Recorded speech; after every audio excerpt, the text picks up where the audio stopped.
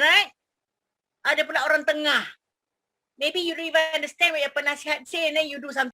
John, because on a follow-up to what about Sri Perdana and also the other buildings, there's another missing element beside maintenance, the question of audit. Because how can furnitures go missing from these places? These are money which is used from taxpayers to buy all these fittings, furnitures. And then we read of furnitures going missing. Obviously, has got to be the audit. Why are we also so poor in auditing? That's why the SOP I'm talking about. Like, if you give me 1 hour, talk about SOPs lah. I just talked about SOP as your entourage, right? The suite in the ministers group, right? How many SK? That's what I was talking about. Then the SOP about what you do when you're working, where cabinet paper must be presented for every new decision you want to make. Don't make it unilaterally. It has to be endorsed by cabinet every Wednesday. Cabinet kata no. Kalau cabinet kata not this way, change it, you change. No policy new, no measure that's new without the cabinet not knowing. Cabinet doesn't know, you implement, you kena. Next time you get hauled up and you get told. If you don't know what to do, you know what. If you cannot do that, you know what to do. That's what Prime Minister said. Maknanya out. And that is the most hurtful thing to hear, right? Yeah. When the Prime Minister tells you, well, if you're not going to listen to the cabinet, you know what to do. I could hear the silence of the pin drop. I'm telling you, in my own experience. That's SOP. So then it goes down to SOP about actual work itself. When you implement something, how is the contract done? What are the evaluation, the criteria for the contracts? They require SOPs. When it's being built, the SOPs is about day-to-day supervision. Who delegates to what? The authority and the feedback in terms of how much done. Because you got to make payment, progress payment. Don't make progress payment for 80% when the work is only 20%. That's corruption. It's done. It is. We know that. So that's SOP again. And then, like, furniture. I'm telling you, when we were installed as minister, we all got crockery. Yeah. We never asked. We got a set of crockery for 12. We got all this cutlery. Silver plated, not really silver plated cutlery. Or every one of them. And then my friend who retired before I did, told me, ayo Rafidah, susah hoy. He said, what happened? You know those crockery that we were given, those plates and then given that actually used, because we do, when we get guests in the house, we serve lah kan. Come on, even life goes. What more crockery tak pecah ke? Pecah. Glasses pecah. They're all little crystal glasses. So they say, oh, now the JKR wants all this back. So I said, what are you talking about? I thought they give to us as long as we serve, but now I have to pack and give them back. This is my time, I brought it up cabinet. I said, let's make a decision. Don't give me any crockery lah, please. Take back now before my mate breaks them, before I accidentally break them, or my guests break them, or before I lose one fork and spoon. It's such a hassle when I retire to put back in a box. Take them. And for those new cabinet, terus bagi lah. We buy our own crockery, right? Not so hard up. To make us, after we retire, like me, I retire after God knows how many years in service. 39, 40 years I in service. How do I remember how many plates there are? How many pieces of teaspoons, please lah. Teacups, coffee cup. Can you imagine? So, I said, am I supposed, you can take back. Now I've been given, take back off. So the Prime Minister says, I think it's ridiculous. You retain. When you retire, you take lah whatever it is. So it's not like you can go and gadai them and make money lah. Yeah. So that was, see how our SOP was so tight. The JKR at that time was so diligent. Yeah. Now today, things have changed. The culture has changed. Yeah. So the unnecessary and negative culture has seeped into the way of governance today, right down the line, from top to bottom, People who are supposed to enforce either don't enforce or enforce it inequitably. People who are supposed to be the guardians or whatever it is are the very, very foxes who steal the chickens in the farm, in the barn, right? The ones who are supposed to protect are the ones who are exposing us to all kinds of rubbish. So there's a topsy-turvy evolution in the culture that has made this country very strong before. It has permeated into all levels. I worry about what we're leaving to the young. I worry very much because if the young begin to think, oh, that's a culture, is it? That's nice. We become rich through that way. Or are we going to teach them that that's the wrong way to be rich? That's totally the wrong way to run your life, run your business or whatever. You know, go back to the old times lah, when sweat and toil is order of the day. Today tak payah sweat and toil, everything is IT. It's all here. Optimize the mental capacity. Now we have to reverse the education. That's what, back to education. What we teach in the schools, we have to revamp the approaches, the content itself. Make it relevant to people living a life of dignity, you know, not just knowledge, of dignity, knowledge with the wrong mental attitude. My God, you abuse your knowledge, right? You have a lot of IT knowledge, you become a hacker. No, seriously. Okay, I see. Demand ransom. So Yeah. you see, you have education system will have to be revamped along the way of new values and new SOPs in life. Loan without backing, just getting free money lah from the bank, you know. Maknanya you just sign off as you like. Cannot be. Cannot. You're under mafia. So I took note of that. So when you look at any of this, you'll never find my name. I'm happy that I'm not overdrawn. Heaven help me. It's my daughter's headache now. She's managing my finance, but thank God lah. God is so great. I still got my pension, kan? I got a bit of allowance. A bit only. But enough lah to maintain myself. Children all self-maintaining. They also maintain me whenever they can. So in other words, live a life where I can talk like this without fear or favor. Yeah. Most important, I can look at you in the eye, you know, and say, hey, don't you dare. Isn't that better than having a Pandora's box open and say, yo, you got 100 million in Virgin Island or Widow Island somewhere. Not Virgin anymore, you know. Divorcee Island. not Virgin already. Pandora's box open. It's so malu lah. You pretend, you know, so humble, living simple life, and then you find that billions outside. Oh, yo, you can't bring it on with you to the grave. You cannot bring with you. That's why I'm wearing all these things that I have bought on installment decades ago, because I die today, I'm happy that I wore it. You know what I mean? Nothing to be ashamed of. Earn money, man.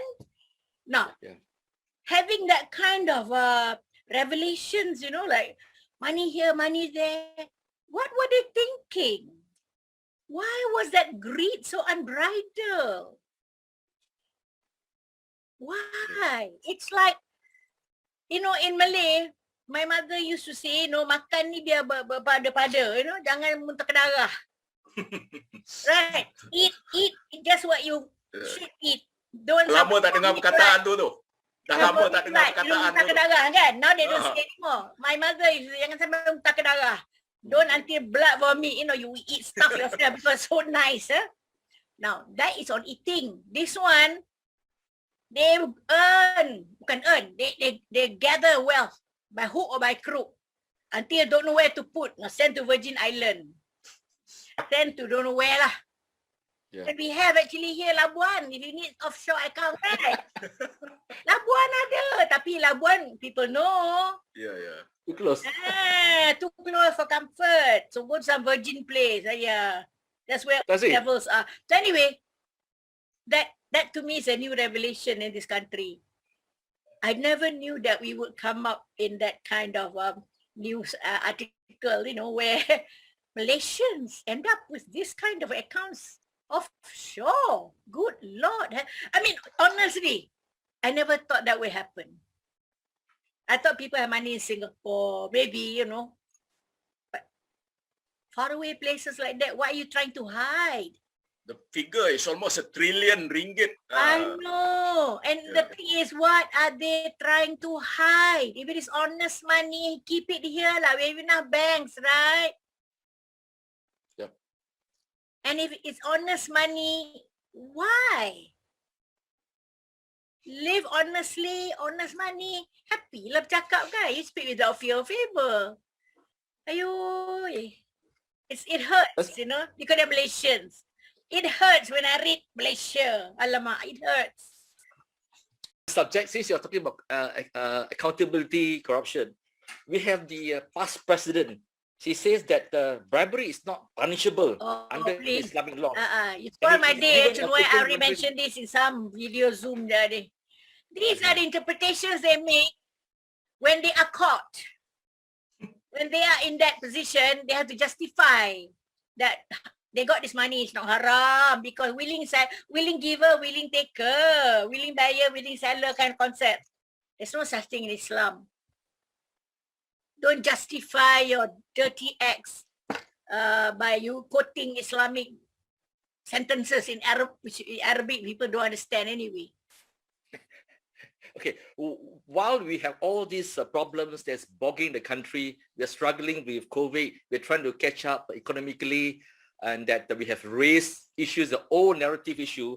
Do you think that we're spending a lot unnecessary time, the authorities are spending unnecessary time going after Noor Sajjad and giving the impression that we are hunting her down to the point of obsession and heavy-handedness?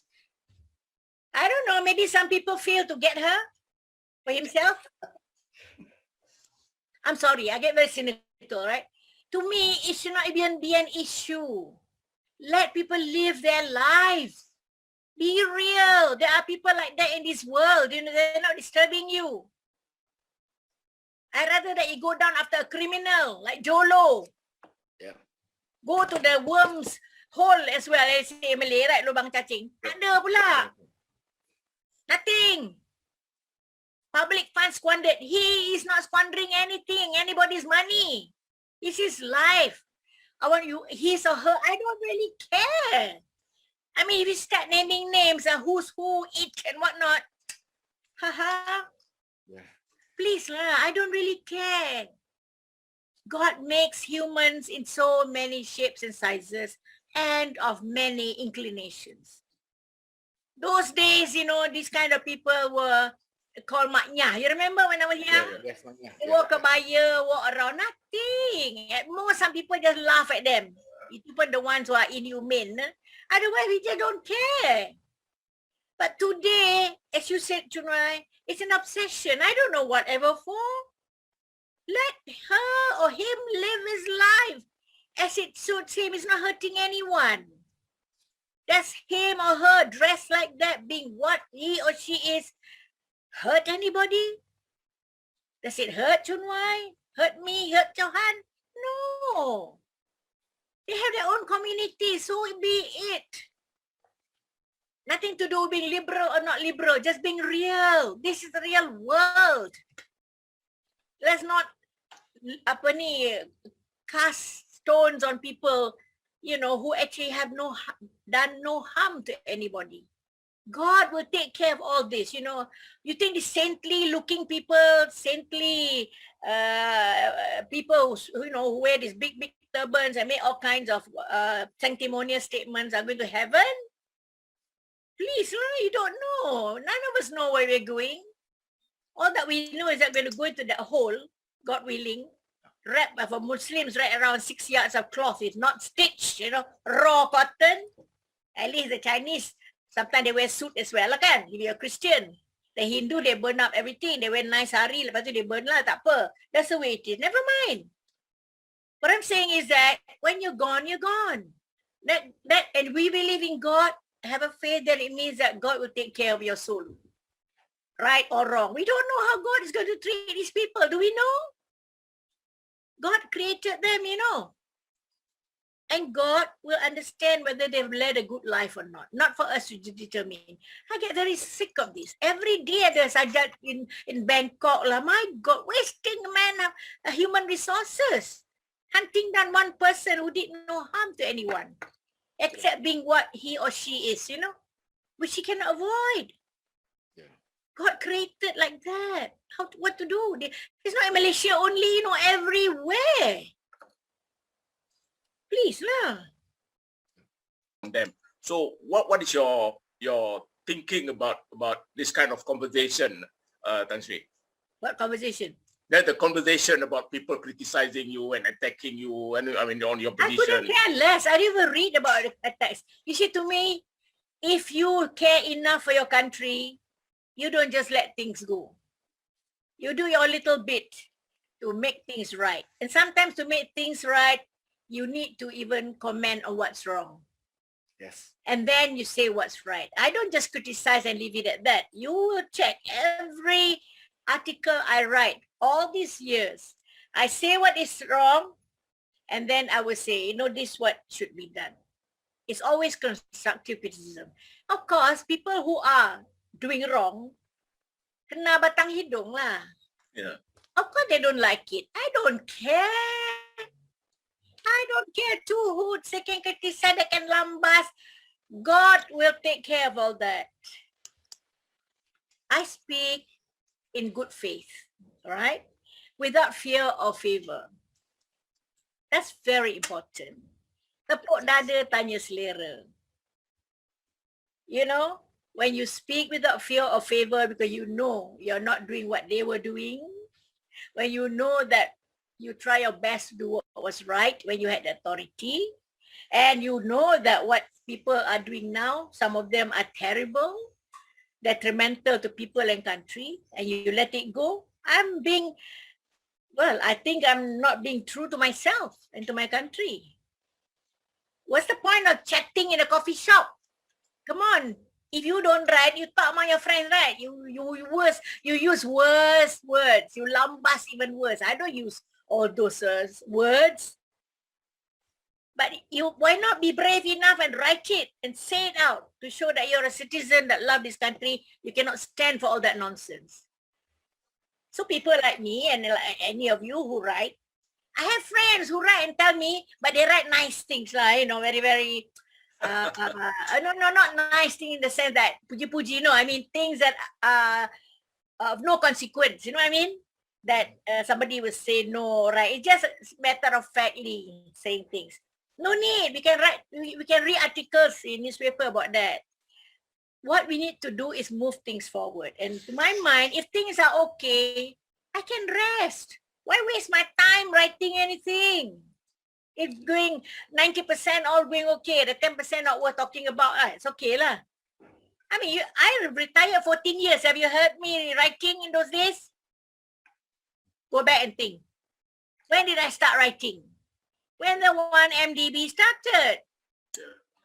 Before that, I took it that these are part and parcel of the government. You know, there'll be oddities here and there, leakages, but you correct it, you know. You can remind people, but not the way that I wrote. But when the 1MDB started, I couldn't take it anymore. It's daylight robbery. And it is abuse of public funds and responsibility. And then the rot went on until today. Yes. You see, I can't stop writing, not because I love to write. You know, I have to spend time. I have to restrain myself from not putting what I want to say. Those dastardly words, you know, which you all will say like in private. I don't. In private, I don't talk very much. Malas. Stressful. I write, done. Then you all read. You comment bagus, tak bagus, that's your problem lah. I've said my piece. I die tomorrow, I'm happy. And then tonight, I'm happy. I've said my piece. But if I didn't say it, then I would regret forever. That's my principle lah. So those who want to criticize, lambast, go ahead. You can split your mouth for all I care, you know. Or any part of you want to split lah. To condemn and all that. But if you are not like that, why you worry? Why should you be angry, right? Yeah. If you're not the ones I'm talking about. Huh? But then you see, the person may be angry, but there are hundreds of people under patronage of one. Those are the ones angry because dia punya soru, you know. That's the one person. Soru. It's the patronage system, right? Yeah. These are the ones that, ayo, there goes. Kalau this guy out of job, habis lah I. You see? These are the ones lambasting, not the guy on the top. He know he's wrong. The court of law also say he's wrong, right? Or she. But the one ni, the soru ni, earning soru, Cari makan. cari makannya, Cari the makan. More than what do makan. they call this? In the online word terminology ni. Rent seeker. No lah, More than that. the army ni, the apa? Virtual army dia lah, the bloggers, all that. Cyber trooper. Pecacai dia lah. Caca. So, this is the kind of thing that's happening, in the world. I didn't say Malaysia, the world. But Malaysia, Okay. because we live here, we know lah. Oh, Right. saying stop, that's the pound Right. there. Okay, I got to wrap this up. Really, this is the Rafidah that we have known. I mean, Johan, you and I covered her for a long time. She has never changed. Yeah. She is the Rafidah that we know. She will take no prisoner. She will speak up and she will continuously speak up. And we really appreciate her frankness. And this is what we want because she cares for Malaysia. We all care for Malaysia, and we will continue to speak up in our little ways. Thank you, Tan Sri, for joining us. John Jafar for co-hosting this. Please, we love Malaysia. Thank you and good night. Good night.